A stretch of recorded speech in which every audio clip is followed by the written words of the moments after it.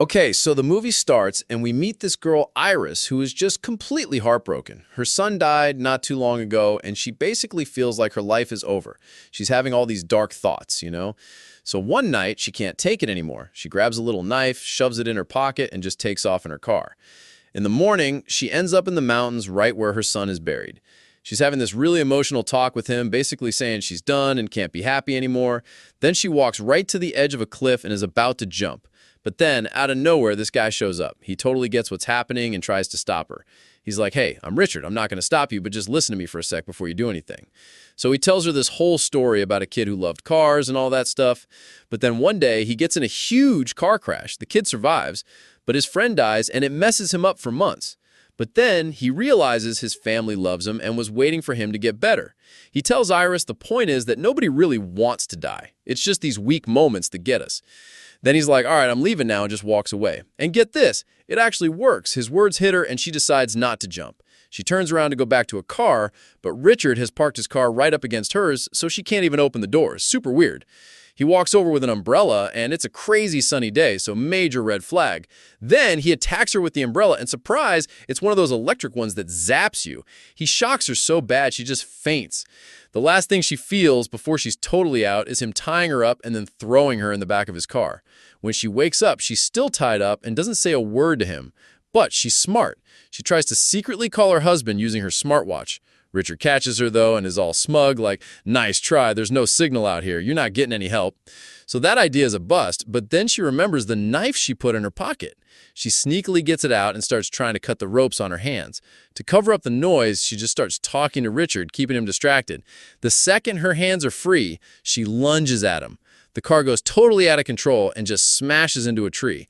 They're both pretty hurt, but she's still trying to get away. She immediately grabs the seatbelt and tries to choke him with it, but he manages to fight her off. So Iris attacks him again, and this time they both go tumbling out of the car. She's got the knife pointed right at him.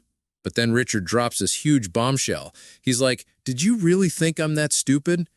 Turns out he injected her with something. Her whole body is going to be paralyzed in 20 minutes. She can't walk, run, or even talk. He just tells her, you've got 20 minutes to do whatever you want. Iris is, of course, totally freaking out. She just bolts into the forest as fast as she can. But it's true. She can feel her legs going numb. Pretty soon, she can't even run anymore, and she's just crawling. It's a total nightmare. Richard is hot on her trail, so she hides under this big piece of tree bark. But then ants start crawling all over her, and she totally screams, which is a big mistake, because now Richard knows exactly where she is. To get away, she just drags herself into this stream, and the water starts carrying her away. Richard's yelling from the shore like, you're going to drown, but she just ignores him. She can't really swim, but she just goes with the flow, right over a waterfall, and ends up on the other side.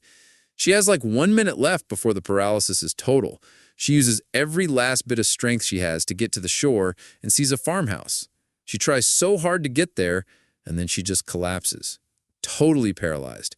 Can't move, can't talk, nothing. Only her eyes work. After a while, this old farmer guy finds her. He's trying to ask her what happened, but obviously she can't answer. Then he gets smart and starts asking yes or no questions. And she figures out how to talk with her eyes. 1 blink for yes, 2 for no. So smart. She tells him she's in trouble, and the old guy is super nice and agrees to help. He puts her in a wheelbarrow and takes her back to his house. He gets her inside, and then, bam, there's a knock on the door. Iris is freaking out, blinking like crazy, trying to tell him, don't open it, it's him. The old guy gets the message and hides her behind the sofa just in time. And of course, it's Richard. He puts on this whole fake crying act. He's like, oh, my poor wife, she's in shock. Her body is paralyzed. Have you seen her? The old guy almost buys it, but then Richard's phone rings from his pocket. Busted. He just told the guy he lost his phone. So Richard drops the act. He gets all tough and is like, all right, old man, where is she? The farmer threatens to call the cops, but Richard just attacks him. But he messed with the wrong grandpa. This old dude is super strong and just starts wailing on him. He's about to call the cops, but Richard finds a knife. He stabs the old guy in the leg and then just kills him. It's so brutal.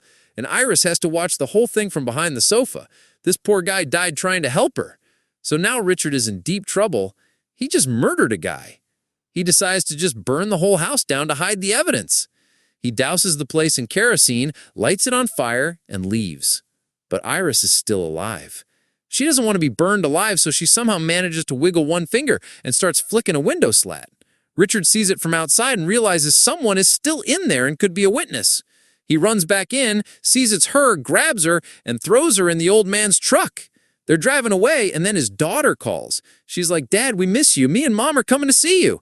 Richard is totally freaking out. He's like, "No, no, no, you can't come here." He's so stressed out, he almost crashes the truck.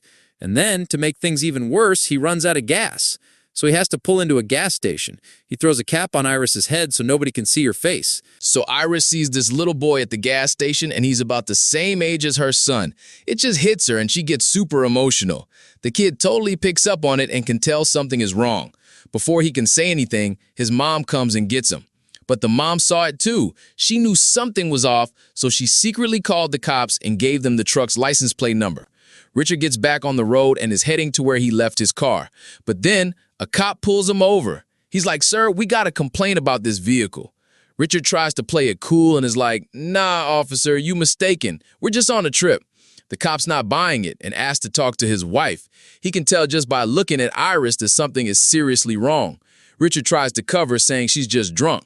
But while they're talking, Iris uses every last bit of her strength and manages to roll down the car window. The cop leans in and she just manages to whisper, "Help me." Game over for Richard. The cop finds the syringe Richard used on her and he knows it's a kidnapping. But before he can do anything, Richard realizes he's caught. He decides his only way out is to kill the cop, just like he killed the old man. He grabs this big iron bar and just bashes the cop over the head. One hit, and the officer is dead. Richard throws his body in the cop car, sets it on fire, and just like that, another witness is gone. Iris is completely hopeless now. She knows she's on her own, but the paralysis is starting to wear off. She can talk again, so she starts trying to mess with Richard's head, talking about his daughter, trying to make him emotional. But it's a total fail. This guy is a stone-cold killer. So she grabs the syringe and tries to stab him with it, but she's still too weak. He just laughs at her. He tells her his plan has changed. He was going to take her home and kill her, but since his family is coming, he's just going to kill her at the stream instead. He drags her into a boat, and she's just sitting there, half paralyzed, trying to think of a plan. And then she sees it, the handle of a knife sticking out of his waistband. She gets a brilliant idea. She starts fake crying and tells him there's a picture of her son in her pocket. She begs him to let her see it one last time before she dies. Richard thinks it's hilarious, but agrees. He leans in close to get the picture, and that's when she makes her move. She yanks the knife out of his belt and stabs him right in the neck. He's screaming in pain and pulls out a gun, but she's too fast. She grabs the gun and shoots him, and he just falls into the water. She did it. She killed him. She's safe. Or maybe not. The bullet went through him and right through the bottom of the boat. It's filling up with water super fast and she's starting to drown. She's still half paralyzed and can't move. But then the craziest thing happens. Because her body is so limp, she just floats to the surface like a dead body. By the time the paralysis wears off, she's able to swim to the shore. She's just lying there laughing. She can't believe she survived. She's about to leave when she sees him, Richard. He's on the other side of the stream, still alive, but barely. He's dying. She could call for help, but she's not going to. She just leaves him there to die in pain. And that's how the movie ends.